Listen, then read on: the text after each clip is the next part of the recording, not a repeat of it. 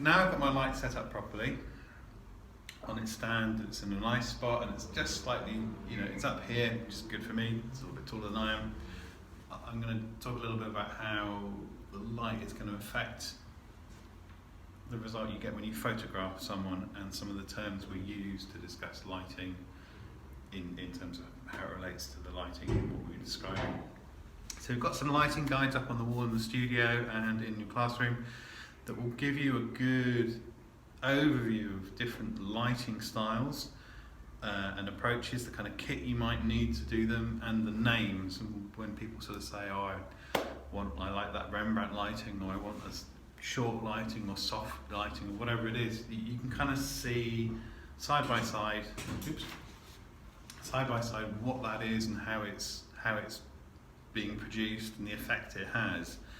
So in here at the moment I've got one light with a softbox on. We're just using the modelling light. It's quite warm in tone. It's quite an orangey warm tone. There's a little bit of light coming through the window. I haven't been able to completely block out, so I'm juggling the two, and I'm hoping that my iPhone is going to cope with whatever we throw at it. What I want you to look at is when I move around in the space, how the lighting affects your reading of my face. Essentially, it's how you kind of understand what we're doing and how we're lighting a person. So at the moment I'm stood quite far forward of the light, and if this was a flash photo and we were chucking all the light out through here, we're probably only going to light this bit here on my face, and this will be dark.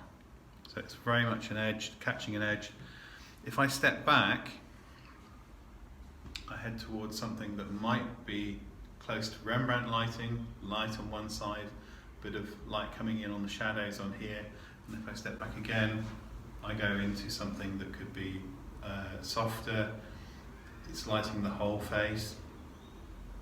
It could even be heading towards like broad lighting. So if I go like so, I think you can kind of see that I've lit my whole face. And if I turn this way, I'm definitely in broad lighting now.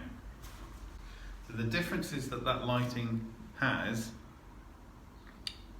in terms of visual, what we're seeing visually, is how much of the person's face are you showing and how are you lighting them, what is that light doing to their features.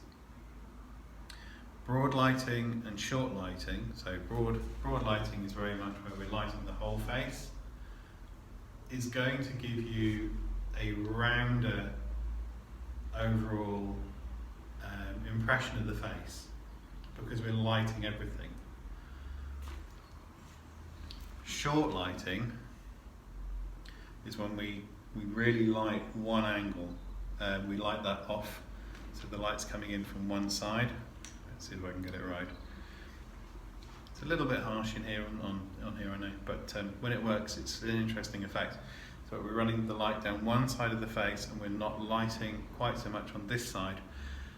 That is understood by portrait photographers to have generally a kind of a slimming effect. You're making the face look longer because you're reading when you look at the picture, you read that bright stripe down the one side and you don't get lost so much in the shadows. When we light the whole face, we're broadening the face out. So that kind of lighting is used for that reason.